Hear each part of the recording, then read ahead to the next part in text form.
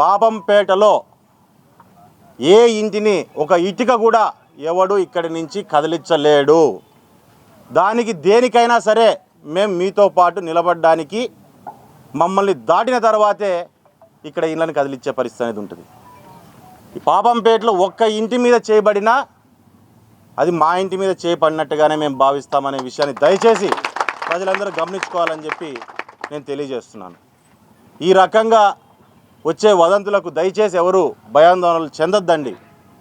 ఎవరు ఏమి చేయలేరు, ఎవరేం చేయలేరు. ఈ పరిస్థితులు ఏ రకంగా అయిపోయిందంటే మామూలుగా వైఎస్ఆర్ పార్టీ వాళ్ళకు కావచ్చు, వైఎస్ఆర్ పార్టీలో రాజకీయ నిరుద్యోగత ఉన్న నాయకులకు కావచ్చు, ఈరోజు ఉన్న పరిస్థితి ఏంటంటే బట్టంటిచ్చి పక్కన నెత్తినేయడం అనేది చాలా సులువైన పని అండ్ వాళ్ళకు వచ్చిన పని. ఈ జిల్లాలో ఈ ప్రాంతాల్లో ప్రజల పక్షాన ప్రజల కోసం నిలబడిన వ్యక్తులు కుటుంబం మాది.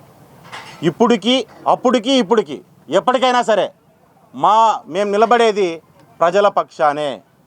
అందులోనూ దాంట్లో నాకు సంబంధించిన వాడు కావచ్చు, అవతలవాడు కావచ్చు, అది వెంకట్ కావచ్చు అంటే ప్రకాష్ రెడ్డి కావచ్చు, అది వాడు కావచ్చు వీడు కావచ్చు, ప్రజలకు ఆపోజిట్గా వస్తే ఎవడైనా నాకు ఒక్కటే అనే విషయాన్ని నేను ఈ సభాముఖంగా మీకు అందరికీ తెలియజేస్తున్నాను.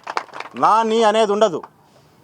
వాళ్ళు ఒకరిద్దరు నాతో తిరిగి ఉంటే ఈ ప్రాంతంలో నా చుట్టూ 100 మంది తిరిగింటారు, మాతో పాటు కలిసి తిరిగి ఉంటారు. సో నేను ఒకటి కోసం 100 మందిని పోగొట్టుకునే పరిస్థితి అనేది ఉండదు.